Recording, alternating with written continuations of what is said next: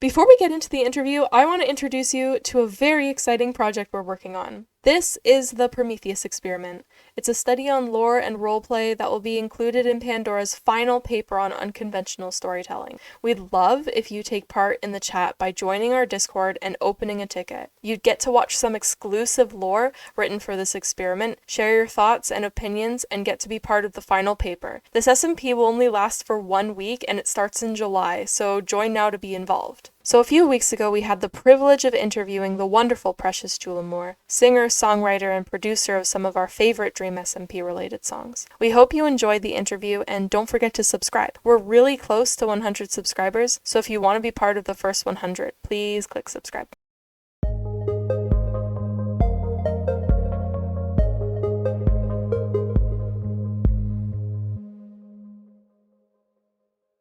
It's super fun. It's super fun to be finally, back in the real world. Mm-hmm.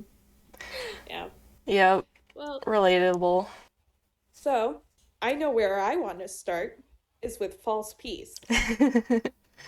That's just right into it. I really Yeah. want to talk about false peace because you showed me false peace months before it ever got released. I know I was sitting there watching Dream Escape, trying to remember where that interview file was so I could look back at the lyrics that you showed me because I was like, oh my gosh, this fits so well. So you wrote False Peace before Dream even escaped. Yeah, I wrote False Peace even before the first album got released. Wow. Yeah. It's insane. Because it fits so well. Thank you. I want to know what it was like for you watching Dream Escape. Yeah, what was that like? To be honest, I was kind of out of the loop physically when I was watching the Prison Escape stream. I kind of knew about dream escaping because it was the inevitable. But seeing it come to like reality, I suppose, it's super fun that one of the songs that I wrote 7 months before the escape didn't age like milk. Like I don't wanna say that I predicted Dream's Escape because we all know that it will happen.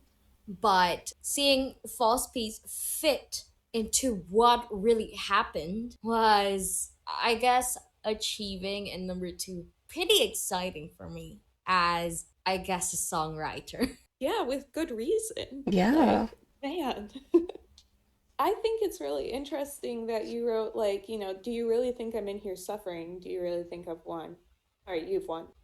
You depict Dream as having a plan. And at the time that you released this, I know you had written those lyrics before it was anything more than headcanon that Dream had intentionally let himself be imprisoned.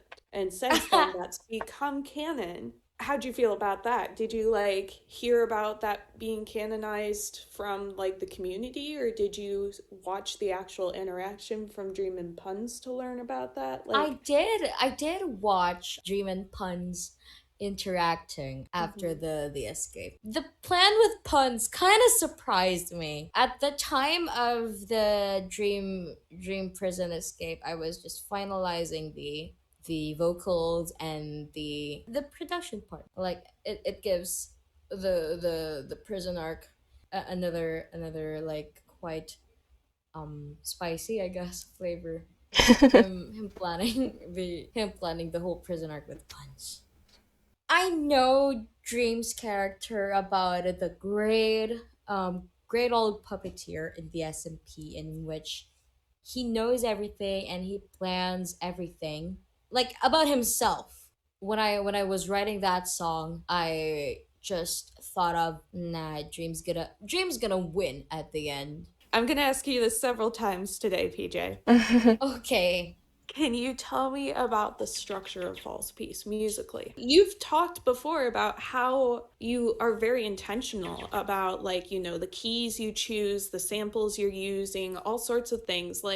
What are the little details about False Peace that you're really proud of musically in it? Okay, let me open up my thing about the keys. It's just Dream equals F sharp. No, F minor. I started it with Puppet on a String, and then or anything connected to Dream, because I also have Sapnap song, Friend I Used to Know, in F minor, and now False Piece. So the way that I put it was clock ticking is part of Dream now, or my what I think of Dream's character in my music. And then I was struggling about how to do this song without sounding like a copy paste of the past two songs. I tried to make it into like a, what do you call that, an electronic, more electronic sounding song, but I was struggling at the end. I was planning to have like a very, very poggers guitar solo before I hold the power to decide. Yeah, I was planning it, but I didn't like where it was going, and I had no progress. Yeah, I took a break from making false piece, but there was this one time when the inspiration of the song was actually a Lana Del Rey song. Really? Young and Beautiful, I think. Na na na na. Na, na, na, na, na. I think that's Young and Beautiful. Yeah. So that was why I listened to that for a couple of times, and I had a ding moment. I erased everything. I erased every instrument in that project and started over. And well, the MIDI samples I assigned other instruments for, especially the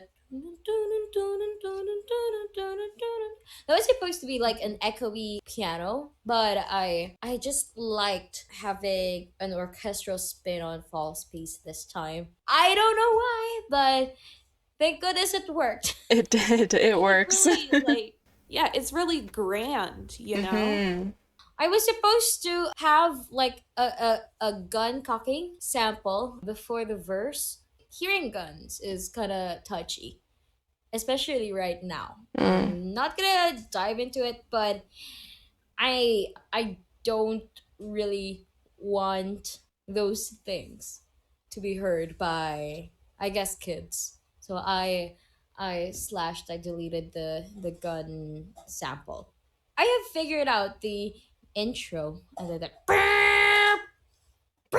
yeah, yeah. The only thing that I haven't had figured out that time was the build up to the last part of the song. And what I liked with working on the new version of False Piece was the there was like a friend I used to know callback somewhere in the project. It kind of sounded like wailing. And I liked that. I liked the friend callback turned into like wails of those friends who abandoned you. In that part where it builds up to the last part of the song, it's just Dream making his way out of the prison, and then the alarms are getting close to being rung, and then you can see people rushing to the prison.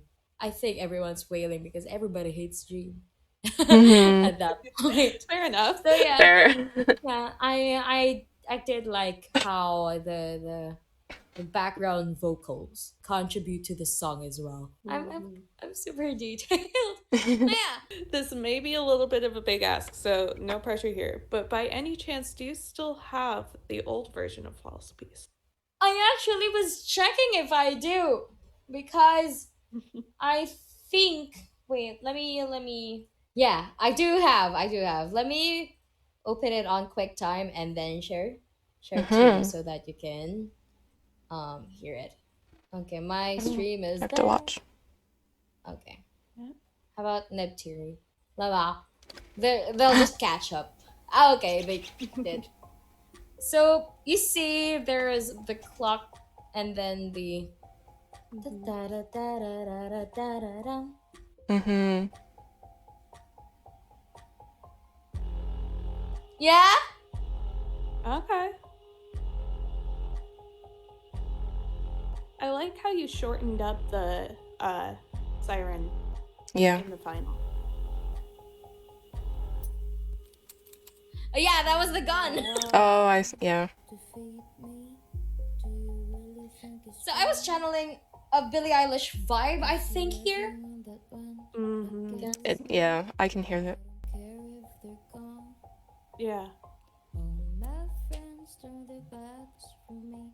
You think this is a miracle?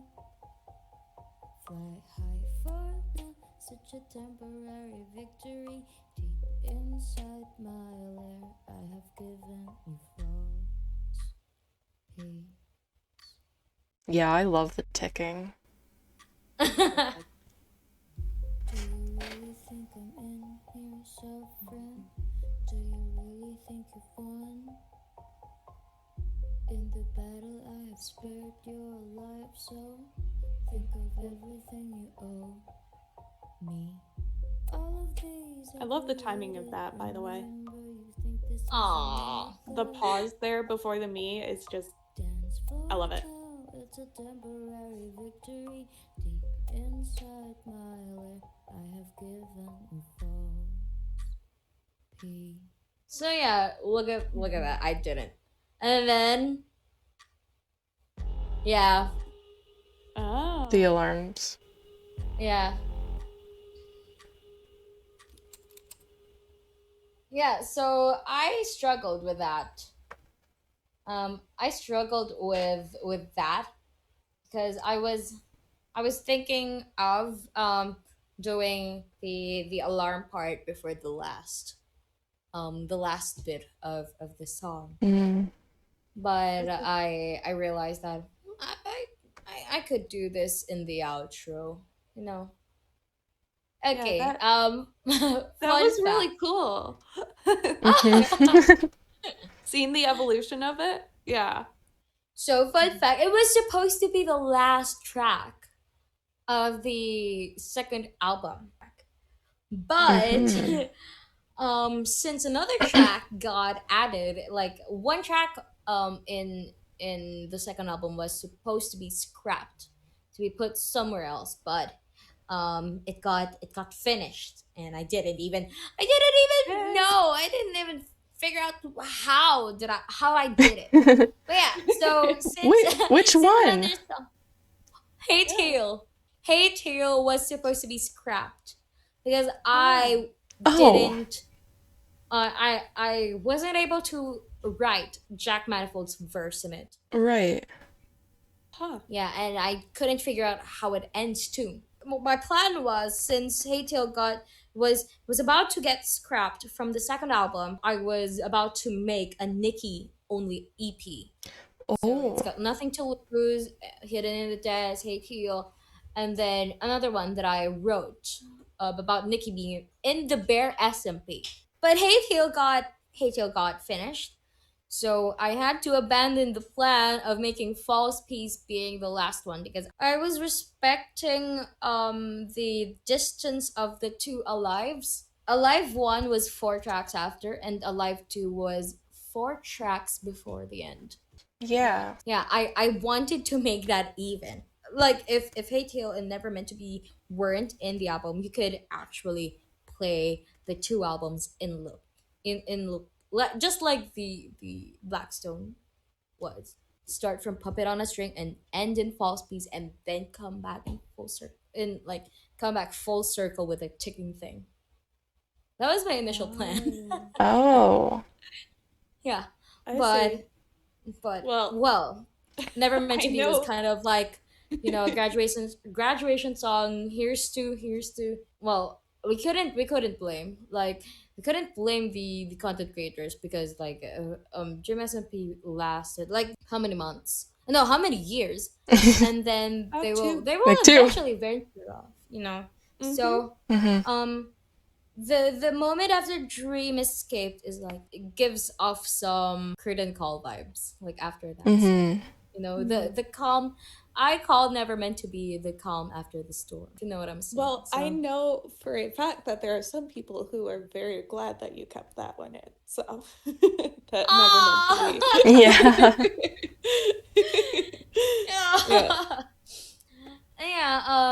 It was like Never Meant to Be was super easy to record. It just had a piano and then guitar and then Mhm. a bunch of vocals.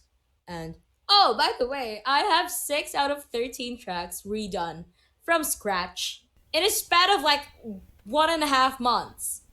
Oh my gosh. Wow. Yeah. The advantage Wow. of that though was they were already released. So I Mhm. just had to transcribe it and maybe put a little spin, like, tweak it and make it better. So let me check out my album. Wow. P. And then let me say which songs were redone from scratch. In My Dreams, Sleep My Son, Hidden in the Depths, Alive One, My Be My Boo, and yeah, Never Meant to Be. So yeah, those were the 6 songs. Hmm. Wow. Wow. Yeah, I realized that it was so expensive to have my hard drive recovered, and I didn't have enough money. I know I do have enough money, but I don't want to spend on an uncertainty. Mm. So Mhm. better redo it. It was worth the redo. It was worth the Wow. effort. Yeah, especially I think in My Dreams. Well, to be honest, I didn't make everything on my own.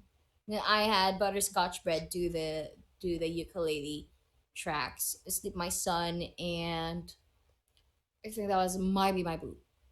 Yeah, I had them make it and help me. So yeah, it was a pretty wild journey to Obsidian, and I didn't even realize that I could make it on time. Okay, this is Wow. entirely off topic, but I have a very random, not entirely interview related question for you. I Okay, have spill it. I play ukulele. Someone has Might Be My Boo on Ultimate Guitar Tabs. And Oh, the way they have it written down, you have to have really weird tuning on your ukulele. It's like lower than, a concert ukulele goes. Is that yeah. because it's like I used the baritone? low G. I used the low G ukulele, Oh, okay. low G tenor ukulele with Oh, the okay. um the first recording of My Be My Boo. Well, I I see. didn't have my tenor ukulele with me, and Brad had them their, what do you call that, guitalele. So I had to record that. But That's yeah, awesome. you will so what you're gonna do in your ukulele is to turn that G string down an octave. Mm-hmm. Yeah, that makes sense. Yeah, Yeah. that's the only thing that you should do. Yeah. Yeah, I was just wondering about that because I was, yeah, But curious. low G ukuleles are super fun. Hidden in the Depths, another weird tuning. I think that was Mhm. like drop C, and then the B string tuned in a semitone, and then capo 2. Mhm. Yeah, that's cool. I mean, it gives you so many more options when you start exploring with different tuning, you know? Yeah, Yeah. exactly. Neb, I know Hmm. you wanted to talk about Alive. You want to start on Alive? Oh, sure. Woo! That was so exciting. Which alive though? Okay, I have to say, Alive 2 is my favorite song. Aw, It is. it's one of mine too. I love Alive 2. Mostly because I love hitting on 16, and I love everything, the structure and the way Wilbur wrote it, and how Wilbur even wrote it in the first place. But I really wanted to know, since you based a song on hitting on 16, what were your thoughts on it? It was well written. Yes. Like I was super focused on his reading in that time, and I actually cried in some Aww. parts of it. I was And close to tears. yeah, Aww. so I didn't read it after he read it because I hate reading. Yeah, Yeah. the only thing that I read about Minecraft YouTube stuff is Passerine. Right? Yeah, so I didn't. It's a the staple. You have to read. You have to read Passerine. It is. Well, I opened the AO3 just to like check maybe if I could quote some. Yes, because you quoted the entire poem in Alive too. Yeah, that was a plan. Yeah. But like aside from the poem, I don't think there were direct quotes from that. It's just like it's more like unspoken feelings. It is. Mm-hmm. It is. How did I make Alive too? Well, there was this drive of me to write a song that you can relate to even if it wasn't DreamSMP. So I think that was one of those. I reminded myself of how I made Theseus actually in Alive too, because Theseus was written from Technoblade's retirement arc. Like I just wanted to show the feeling of being in a cottage, just sipping your hot chocolate in a snowy cottage. And how it reflects to Alive to Wilbur is staying sometimes in his dad's place in the snow. Mm-hmm. It really sounds like it, in my opinion. This song, I think you can see Wilbur, you can see through Wilbur's eyes. Yes. When you listen to this song. The first verse is just him in his dad's place, like cold air. Cold air, yeah. The second half of that was like don't care. It's about him and Quackity having this early stages of Wilbur and Quackity's conflict post revival. Mm-hmm. The next moves on to me, and then I wanted to let the listeners feel about the mundane stages of being alive. Let me. Well, that's Is it on my notes? I guess the mundane to sad parts of being alive. I guess. Yeah, because I remember during the premiere, you were saying that this is like a contrast to Alive 1, which is about like the thrill of being alive, right?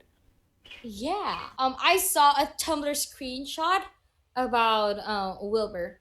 Like, this literally inspired me to plan how the lyrics go. So it's by General Light in Tumblr. It says, the way Wilbur thrives when feeling alive halfway through the fic, when he is seeking conflict with a blind eye to how it may backfire, but the moment it goes wrong.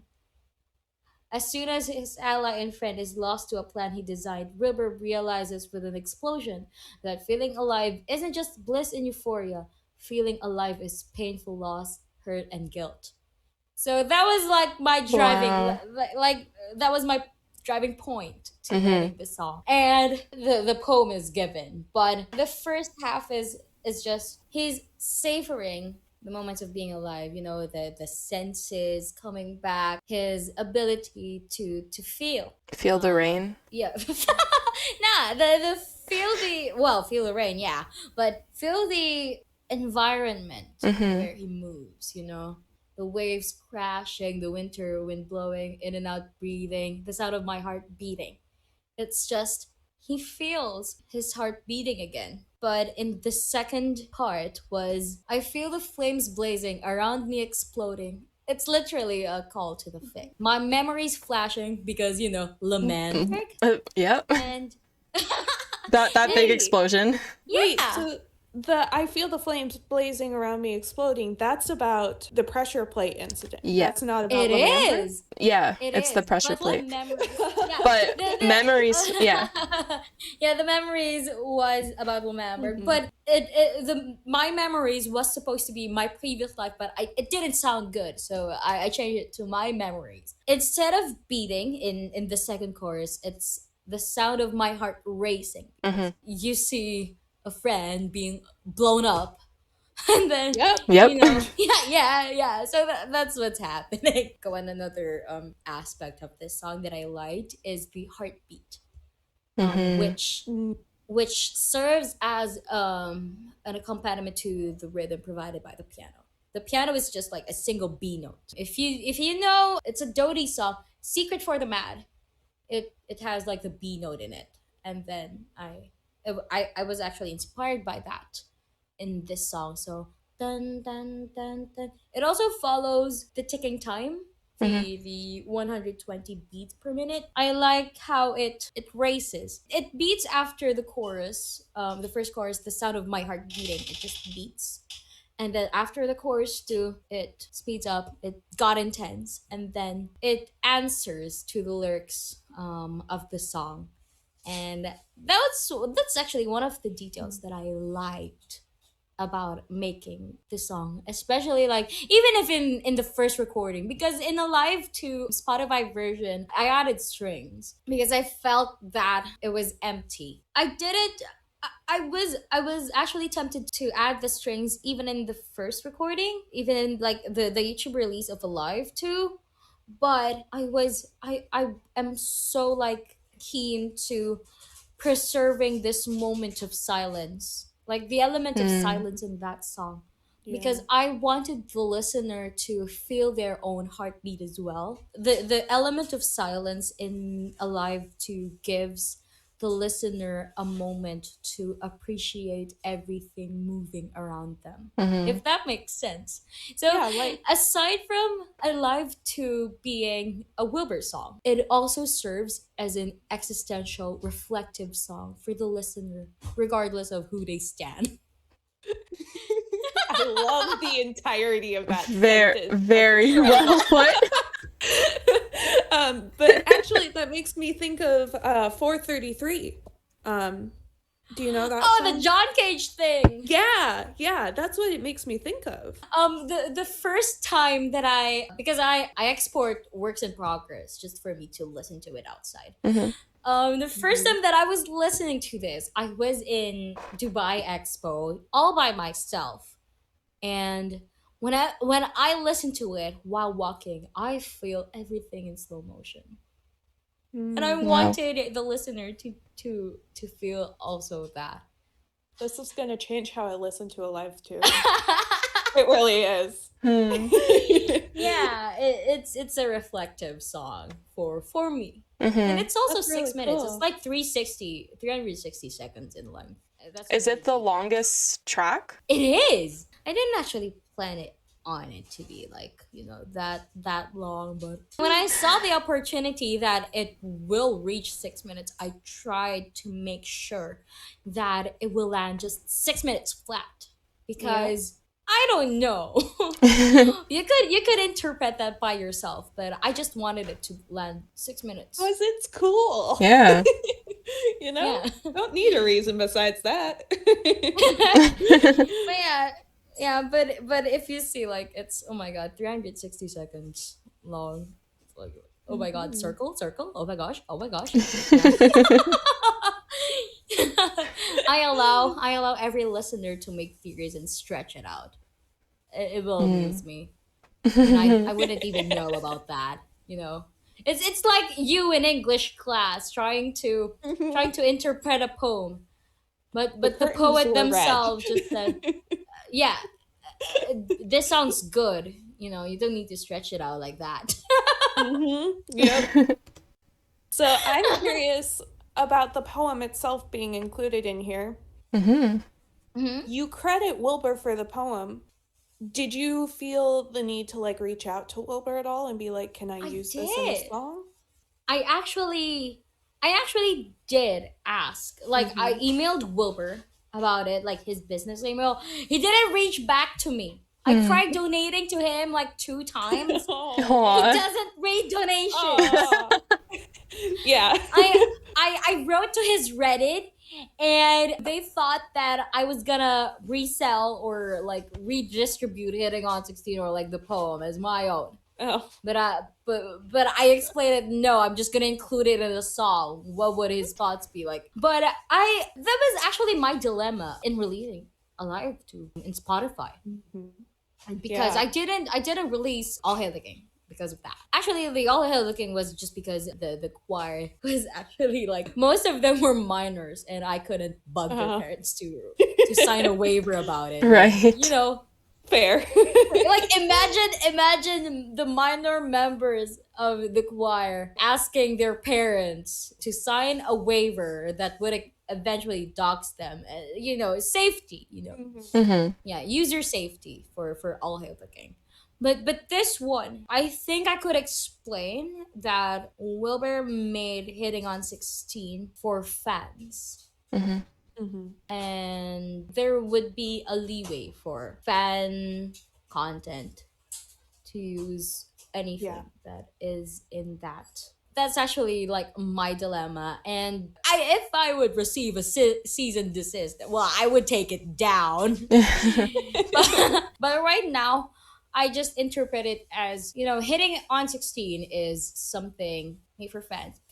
If it weren't written in Archive of Our Own, if it were acted out in Minecraft roleplay, I would still quote that poem. Really? I think, yeah, I would rather think that Hitting on 16 is like, he would allow fans to reuse like Hitting on 16.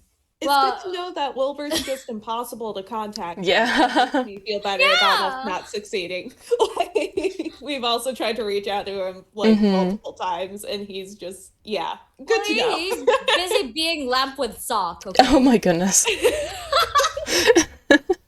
We've had a debate among our writers about, is it a fan work or is it canon? We don't even really know what Hitting on 16 really would be qualified as.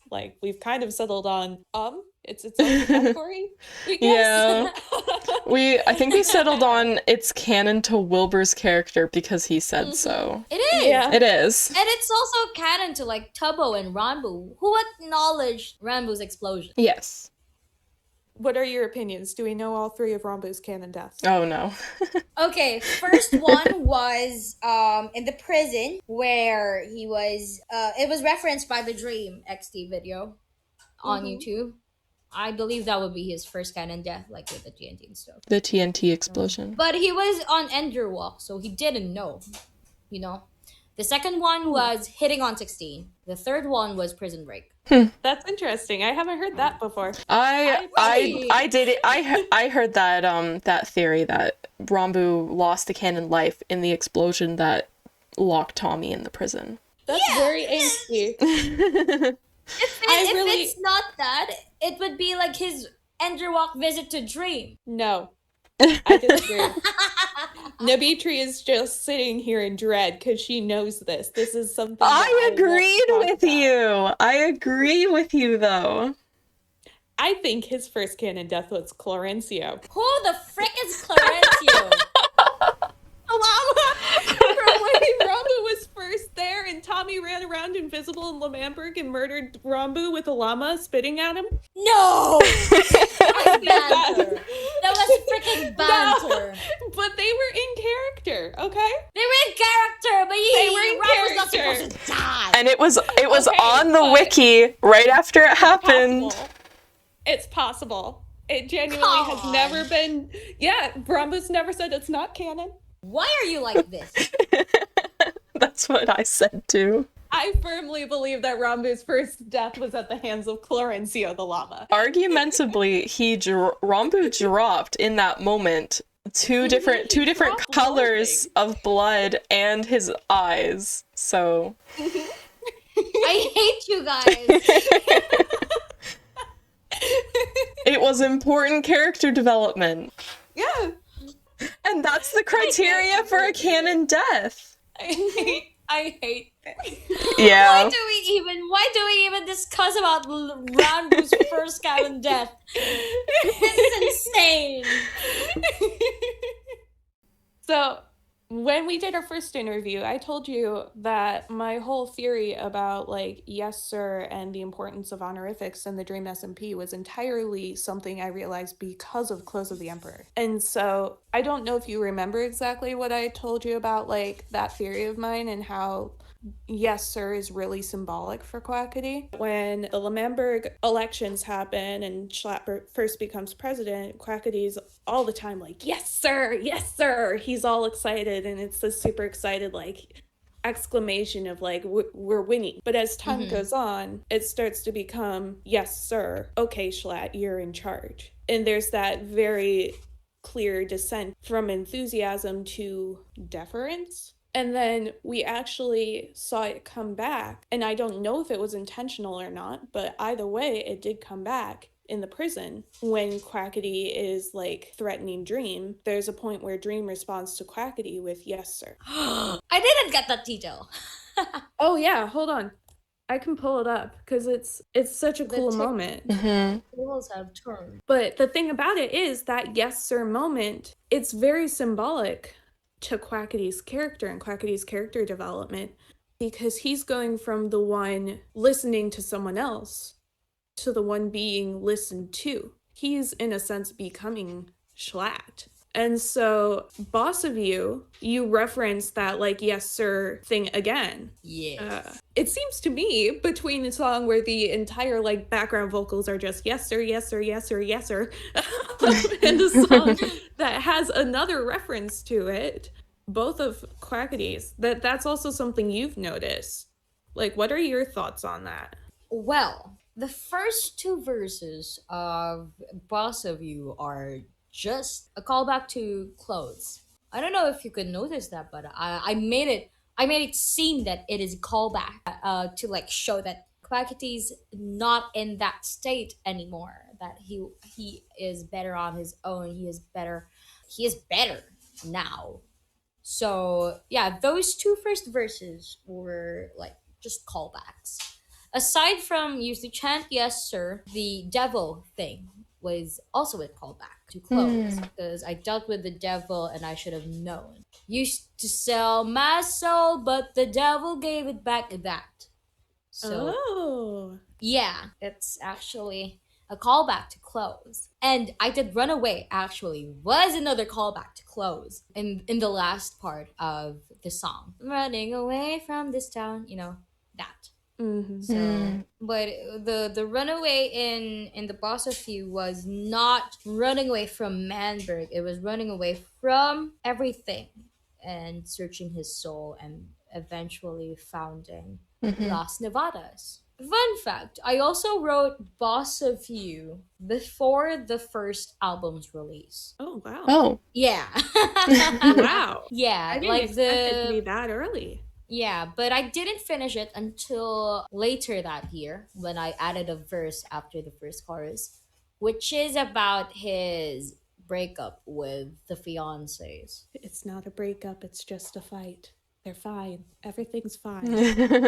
This is so much denial. So much denial. Just first stage of grief is denial. Yep. I will stay in the first stage of grief, okay? But yeah, I think I wrote it when I knew that Quackity and the other two, Carl and Sap, weren't in like contacting in terms anymore. I forgot if it was after their confrontation on Kinoko or if it was after Quackity found out from George that they established Kinoko. But the song in general is just a way to show how Quackity ascended to power by letting go of the things he thought that was pulling him down, if that makes sense. Yeah. And like that idea of Boss of You as well, like also makes me think back to Schlatt, of that very much like executive businessman aesthetic, that Schlatt has going on. Ooh! The idea of a literal boss. Again, Quackity reversing the roles of his past. He's someone else's Schlatt. Actually, yeah, kind of makes sense. Yeah. Oh, also, Kat is aware of the reference, of the blatant reference of crying alone. Yeah, I was going to ask about that. The reference to Ain't No Crying. I DM'd her about that. I know that there's no need to inform her. Because DreamSMP lore music is all about referencing either another artist's work or the plot itself. But I want to be respectful enough to inform her anyway about the reference. And she actually gave some production notes that helped. Oh, wow. Yeah, she did. So Nice. I have to give her credit for that. Like, production. Yeah, I really value production notes from my colleagues and friends. So yeah, she's aware of Boss of You's existence. I was actually I loved that song for a long time, and then I think I finished the instrumentation to that song, which is like I think February, March. Yeah, because I didn't know how to end the song. I don't know how to program drums. I'm not a drummer, and I don't know how to play it live. I don't know how they how to execute the feeling. So They're so um hard. I don't understand them either. it is. So I think what are the songs that I listen to for Boss of You? Oh, first of which is Shine by Natalia Kelly from Eurovision 2013, I think. The toms, the bass, and the claps. That's from the Natalia Kelly song. Oh, I didn't save them. I didn't save them. It's like the vocal technique is from the vibrato of Japanese rock singers. I love that. Like the straightforward hitting of note and then vibrato at the tail end. I wanted to do that in this song. Well, going back to struggling about the ending, I have a lot of people suggested on what to do, what to add, and then I figured out the second half of the end bit, the boom that bit. I really wanted to do that in the project, and thank goodness I figured it out. The like instead of hitting the cymbals on like the first beat, it hits on the second beat. So like that beat drop, I was super proud of it. MKJ, one of my friends in the Troublemakers, actually suggested of like adding a synth to the song. First, like I was against it firstly because I wanted to exude Monoskin, the vibe of like just live instruments. There's no synth, there's no whatever, it's just them, like a guitar, a bass, and a drum, and like vocal. I wanted to exude that, but I eventually felt the emptiness of the track from the bridge to the end. So I gave in and I added the synth. And then I wanted to reference Ain't No Crying even more. So I just referenced like the riff at the end, like the Keep On Crying. If you could hear the synth. Dun, dun, dun, dun, dun. Yeah. So that was Ain't No Crying reference. And yeah, I think in the album, my best vocal performance was in Boss of You. Well, it's pretty good. Yeah. Yeah. Yeah. It is. Oh I my was gosh, about it's to gorgeous. improvise at the end bit because like I don't want to sing both choruses twice. I took the effort to write that coda part. So it's not, I don't think it's an ad lib anymore since I wrote it. I also have like friends in real life that beta test my songs, and my alto superior, she knows what I have gone through in choir, and the like she told me that the lyrics of Boss of You reflect my own life as well. I was actually like mind blown, especially like the bridge. Speaking of the bridge, What? what was going through your mind as you wrote the lyrics to the bridge? Rooting from the premise of the song, like Quackity's way to power. It's finally my time to shine. Oh, I love writing the bridge actually, especially like you deserve to suffer to acquit those who suffer from you. It's just like him taunting at Dream, like he's ranting on Dream, like it's just I'm doing this not only for myself. I'm doing this torture. I'm doing this revenge, like form of revenge. And it's not only just for me. It's for my friends as well that you did bad to. Like it's peak wrath. Very nice. Yeah. Imagine the bystanders who witnessed him singing the Face My Former Fears and stuff like that. And then imagine him like climbing to the top of the pyramid and he's singing, "It's finally my time." Yeah, it's musical.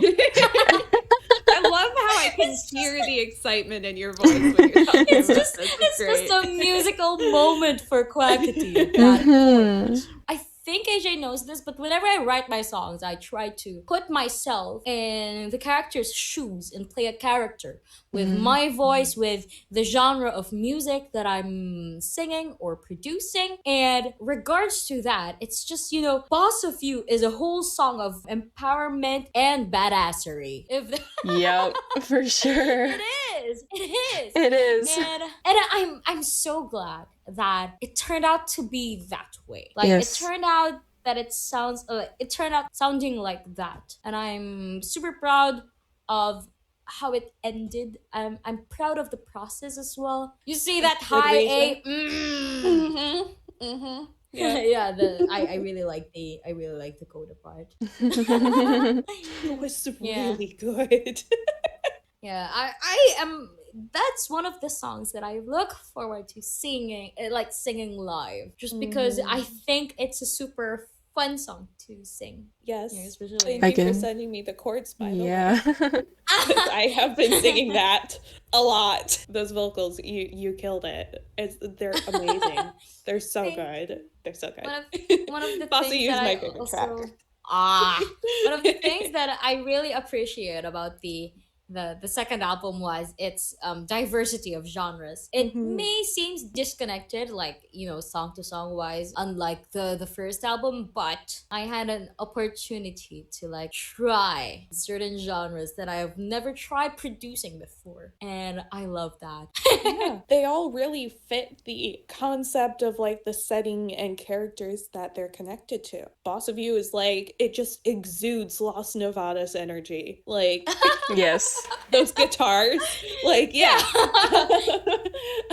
Whereas like Identity, for example, you know, really fits that sort of like mystery of Ranboo's Oh, yeah. Epilogue and stuff, you know, like totally actually- different genres. I actually really love I- how Identity follows My Be My Boo. Oh yeah, Because you're taking hurt. this really sweet song, and it's almost like it ends with Tubbo and Ranboo together, but then Ranboo turns around and it's Identity, and he's having this crisis, and I really love how they follow each other. Yeah. AJ, have I told you about Identity's motif?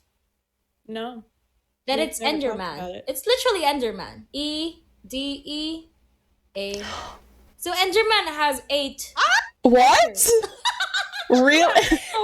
Enderman has That's so 8. cool. Enderman has 8 letters, you know? And you can divide a 4/4 measure in 8. And then you just prolong the notes. What? Oh my gosh. That's so Blowing cool. my mind in the best way possible. That's so cool. Two Set actually inspired me for that, because like when they do violin charades, when they spell out things, they do that like then. I'm like, okay, I can do this. Like they inspired me for that spelling out part. Identity, it was such a fun song to make as well. It's Billie Eilish. Yeah, it really Yeah. is. I was wondering, so I've interviewed Crow as well, and Ooh. I know you guys worked together on that one. Crow told me about how all of his songs are really not based on canon, but more headcanon. Was that true of Identity? Identity was purely based on the lesson stream. Okay. I stopped including headcanons in my songs just because I don't want my songs to age like milk anymore. Yeah, I don't want them to be debunked eventually. Well, there was a discourse about Theseus in the YouTube comments about that, but like I stand by what I felt when I was writing Theseus, that, you know, like techno's still concerned about Tommy and like you know, it's Well, there is some canon to that. Tommy being included in Techno's will. And you know, that's yeah, that too. Well, okay, let me talk about Techno's will. Okay. When Philza reached the part of like Techno mentioning Tommy in the freaking will, Theseus, but blasted, just appeared in my brain. Wow. Like, instead of like that simple song Theseus with somber music and like somber strings and like me singing all defeated, it's like brass, and it's like Death Hole 1 year later but Theseus. And I Wow. wanted to cry because it actually proved the point of Theseus. Oh my god. Aw. Okay, carry on. Aw. Awesome. You mentioned it, so now we're switching topics. Death Hole. Oh, Death Hole. I sat in my dorm room listening to that song with my roommate on our futon, minding her own business. I would not let her mind her own business. Because I was just like, I don't care that you have don't to know what's listen. going on. I just need to inform someone of how just absolutely incredible this is. So, Aww. shush, I don't care that you don't know what's happening. I think Death Hole was actually one of the first fan songs that I listened to. Yeah, same here. Yeah. It's so good, and Glad to be among the first of the bunch. Yeah, you know? that's so incredible, actually. So why did you rewrite, like, the end of Death Hole? I mean, a little bit of all of it, but mostly the end. I wanted to include the end of L'Manberg in Death Hole. Death Hole was about Tubbo and his dealings with L'Manberg. And the bridge, actually, the rewritten bridge was, well, it referenced the first Death Hole. False assurance of safety was assured of safety because it happened again between Tubbo and Dream. The first one was between Tubbo and Wilbur, and then like towards the end of L'Manberg, it was Tubbo and Dream. So like I can hear my best friend shout my name. It happened again, right? You know, when Tommy was being escorted out from L'Manberg, I knew that the distance between Tubbo and Tommy by the time of Tubbo's presidency was like inevitable. It was kind of like a hill to die on. Tubbo has like this responsibility of taking care of his nation. Tommy couldn't be responsible enough to be his like vice president. So yeah, it will come down to like them being distant from each other. So like I wrote that. And then after that was assured of safety because, you know, when the exile happened, Dream promised not to touch L'Manberg. Then it's just like a full circle for Tubbo, you know, like if when I sang, I think that was like our final night, countless times we've been betrayed. It happened again. Yeah. One of the criticism that I got from the first version of Death Hole was after the bridge, it went straight to the outro. You know, it's like a cliffhanger of some sort. And I was thinking of wanting to like resolve it. And I was thinking of a huge choir singing this thing, and then, you know, like in the final night, and then like a defeated Tubbo just sings, "I see my nation in demise." Yeah, that time. Yeah. So, but when I was writing that down, I figured out a way to make it as grand as possible, which is like the high D note in peace, and like the break between bridge and the last chorus. And one of the things that I appreciate about this rework, like the 1 year later version of Death Hole was, you know, like it ended in the final night. And it's like I didn't really realize how those 5 notes would mean to Tubbo's story and everything connected to him. I want those who follow my music and those who follow the Tubbo themes to be reminded of those 5 notes. If they heard us that. Yeah, you. Yeah. So in the end of Death Hole, year later, what I just think of Tubbo doing like a free fall in the hole, slow motion. I like slow motion. you know, I think you figured me out now. He's falling down to the void created by massive explosions, and like, you know, it's just like, the choir is say in the final night, and then I'm so glad that it ended that way. Well, I do love rewriting the year later and give it a little bit of an update in regards to what happened to Tubbo and L'Manberg. Yeah. Well, Yeah. while you were talking, I had an entire realization about Tubbo's character and lore that I will absolutely be ranting on in Pandora later. You're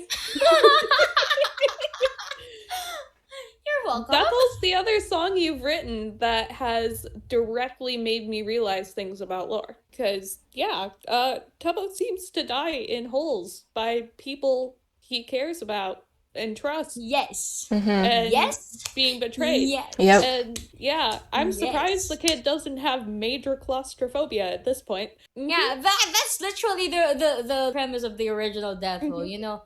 first hole he died on was the final control room. Yeah. The second one was on the pistol Trapped that in the... Lemandre literally turned into a hole. Yeah, Lemandre being a death hole Yeah. is just like, Mhm. oh, I think about the final disc confrontation and how Tubbo almost died there. And it was another one of those death hole situations. With the one exception of he didn't have someone he trusted leading him there.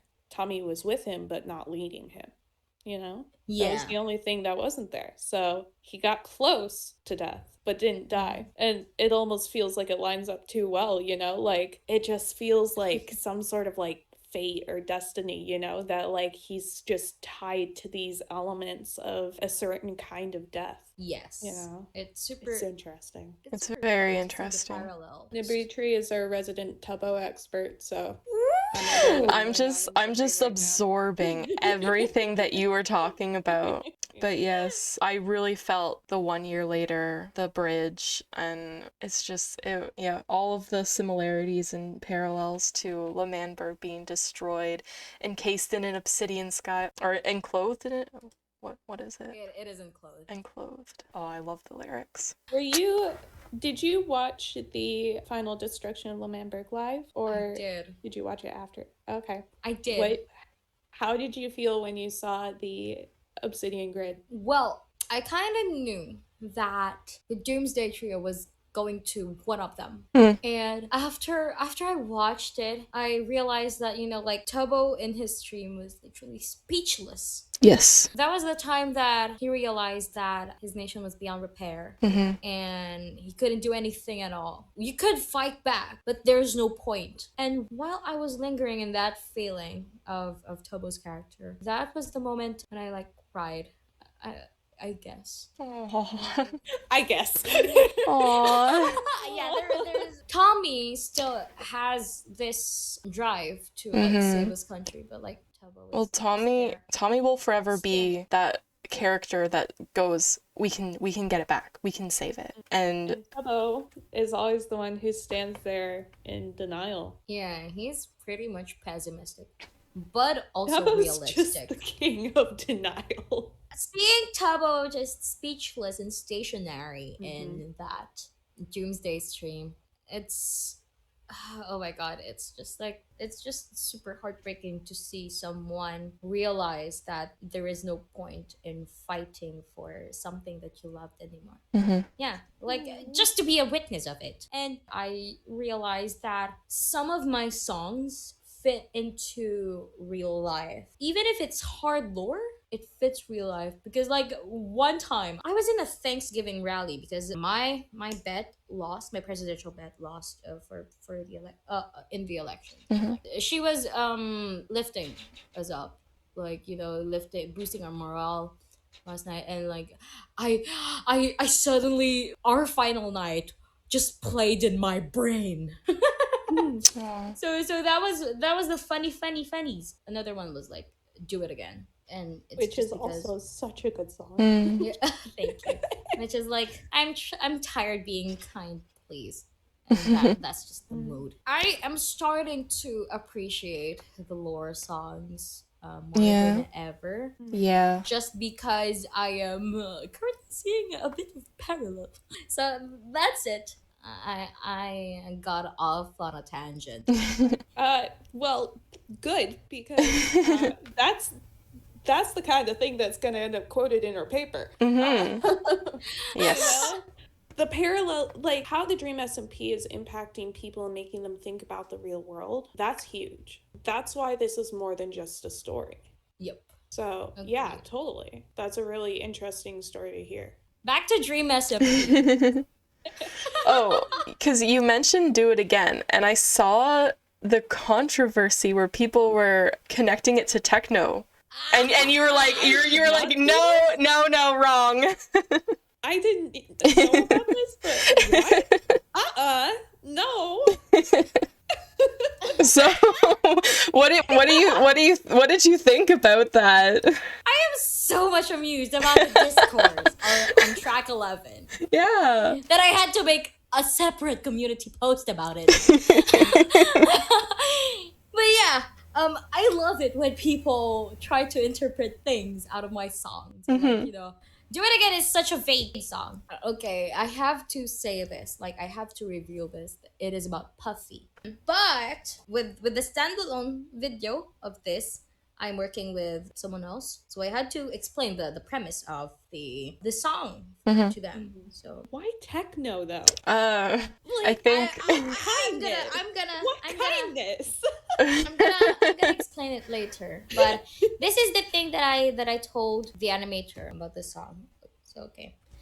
I'll think of SMP characters who resorted to either violence, sabotage, or revenge. But at the top of my head, Wilbur, who resorted to blowing up L'Manberg because he can't have it back. Techno was in retirement but avenged himself by destroying L'Manberg. Fundy when he blew up the Doomsday equipment. Nikki when she burnt down the tree. Puffy when she killed Ant in the banquet. Quackity when he tortured Dream. Sapnap went against his dream, his friend. It's just like a cycle of realizing that peace is not an option anymore. And you have to resort to evil just to prove a point. That was like my explanation for Do It Again. And I actually did a bit of the homework here. I watched Puffy's monologue. I wrote down lines from her in which a lot of stuff, like a lot was taken from her monologue. I think one of those is her ranting about being unable to save her friends. Number 2 was Slaves We Are Trading. That was taken from the Puffy. Kindness for Weakness is absolutely Puffy. I'll be unsuspected when I start a new commotion. It's just, they wouldn't even know that attack them or something like that. I loved writing this song. Just because I eventually realized that the song is not about Puffy anymore. Thus, the reason why Axe and Sword were picked as an icon for the song. I was debating if I should do like the ram horns because it's a Puffy song, or I would want it to be as vague as to whose character can the listener connect it to. So I told my artist, oh yeah, we should go for like Axe and Blade because it's become an overall villain song. A major portion of the DreamSMP characters who ended up as villains didn't start as villains in the first place, and there has to be a turning point for them to become one. It's so fun seeing the discourse about Do It Again, but eventually I would have to reveal about who it is. Yeah. Reading through the lyrics right now, I'm actually seeing what you're saying about like it kind of fits almost every villain. Yeah. See? Schlatt's always the exception. Schlatt. No Schlatt. But, Well. There's always one Schlatt defender about, Schlatt got banned. That's his turning point. When he got it banned, he becomes banana. I'm kidding. I'm kidding. No, I love how vague the lyrics are. Like, you can even put this in Dream's story. It is? Like, Yeah. Literally anyone. I Except Techno. saw some Why did people. people latch on to Techno? I don't know. I saw Techno was the... No. Techno is kind. His way of kindness is apathy. Techno is very kind, actually, AJ. We have talked about this. Caring. Apathy and kindness are not the same thing. We have talked about this. Some people would debate it, but okay. I just feel like that's a really low bar. Well, Techno is a caring character. Yeah, I would just say that he's not an overall kind character, He's kind when you've quote-unquote earned it from him. Yeah. Like, so that's where I feel like of all of the characters, I'm surprised that people would say Techno, because, like, he fits it, but I feel like there's way more characters that fit it way better. No, he literally said, like, those who show him kindness, he will repay it tenfold, right? Yeah. No, if you're kind to him, he will be kind to you. Yeah, so there are people who commented that it's about Tubbo, perhaps. Nuke arc. I love how vague enough the lyrics turned out to be, and I love it that I didn't make them focus that it's just about Puffy. I know Neb knows this if she still remembers, but PJ, I don't know if I mentioned it, but the first thing I ever watched live of the Dream SMP was the banquet. That was the first thing I ever watched live. Remember. This was an interesting track to hear because like this is the first thing that I can like draw back to something I remember watching live and experiencing. It's a really good one. Yeah, I liked how it turned out. Fun fact, I re-recorded every vocals. The riff at the end of the bridge, it was actually like supposed to be a longer vocal run than just like the Demi Lovato note. I keep describing "Do It Again" as a mixture of Halsey and Demi Lovato, and I think you would agree. So I love Halsey so much, and seeing people draw lines that connect my songs to hers, oh my god. Yeah, she's super such a big what do you call that, inspiration to like my music as well, because "Do It Again," that thing, I guess False Piece is partly what do you call that, inspired by that as well. I'm glad that it has made listeners talk about the song. So we've done quite a lot of talking, so I don't want to keep us all here for insanely long. Yeah, do you want to do one more question and then end? One more prompt. One more prompt? Sure, yeah, like yeah, we'll see what happens, But something I think Nebitri and I both really wanted to hear a little bit more about was your experience with the community, particularly with Obsidian Walls. Like there's a lot of collabs on there, and then there's also the DreamSMP community as a whole, and we've been touching on that over and over, particularly with Do It Again, talking about like the community and how they've responded to your music. What thoughts do you have about that? Like, what has that experience been like, collabing with other musicians, interacting with people who are enjoying your music, generally just being a part of the DreamSMP community as a whole? Like, what have your experiences been? Let me gather my thoughts. Fair enough. Yeah. Okay, so for the collaborations, I am so thankful that I am given the chance to release quite a few more songs with collaborators in it. Compared to the first album only has like Amanda Fagan in it, because I didn't release Letter with Kanaya. And this album is just like, I guess, an exponential growth and a big step from my music in 2021. I'm super thankful of the people who are super willing to work with me in a few songs, just instruments to vocals and to mixing and mastering in itself. I'm super thankful that Obsidian has shown how much I have grown, both in my music and my network. I am so proud of the way Obsidian shows me as a musician who is able to, work with others apart from myself. The community. I admit I have been a bit of myopic with how I deal with my community, because I am I used to be super Twitter dependent, but I've learned to read more YouTube comments and appreciating their feedback. Whenever I have a bad day or whenever I have a crisis about my artistry, I guess we all have that. When analytics get low and views get low, when interactions get low. Yeah, like whenever I feel that I was like sinking into this pool of oblivion, I just open my album premiere or like any song premieres, and then I just check my live chat and see how they would react to something, to a detail, to the lyrics and stuff like that, and it would just make my day and remind me of how appreciative Dream SMP community listeners are.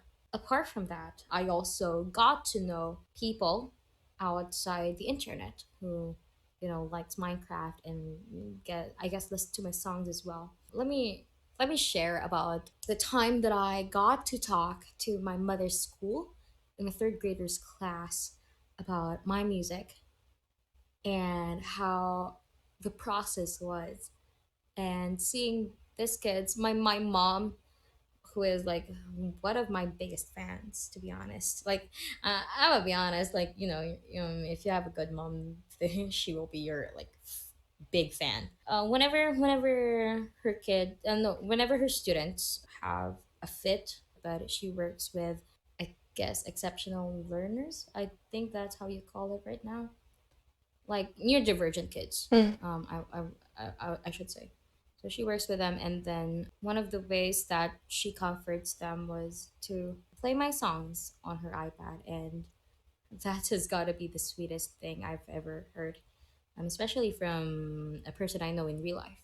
So seeing people who appreciate my music, not to be egoistic, please, um, is heartwarming and mind blowing, and it helps me give my music and my own being value as they do to me. Apart from that, being in a larger community of DreamSMP fans, consuming or not consuming my music is a fun experience. Like, I remember being in like fan communities in the past, and when I was like younger, there was Harry Potter, there's Mosh, blah blah blah. But right now, where it's bigger, it's like much easier to talk to people who have the same interest. It's comforting in a way that you get to talk to people online about the things that you're interested about. Like, I really, really acknowledge that Dream SMP is just a phase. It will always be a phase because things will get to their end someday. Just as just as Harry Potter did. Yeah.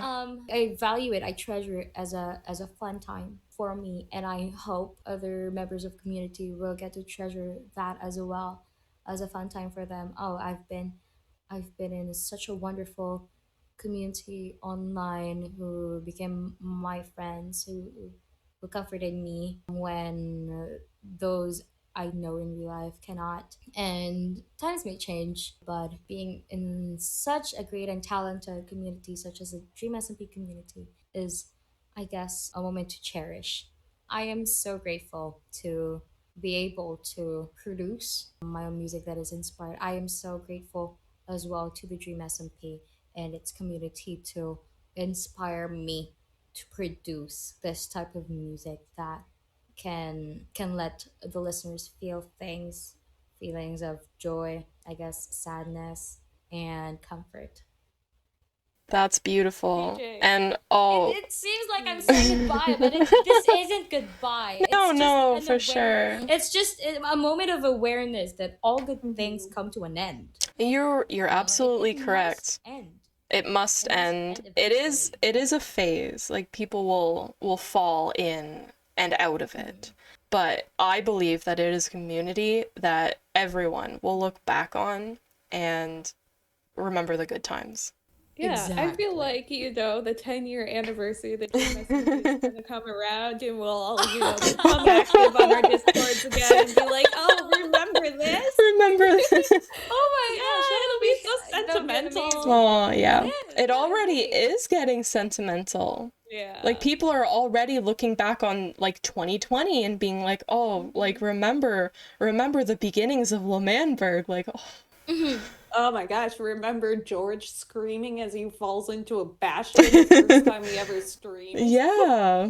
Yeah. It is a fun time. Mhm. It is still a fun time, and it will be once a fun time.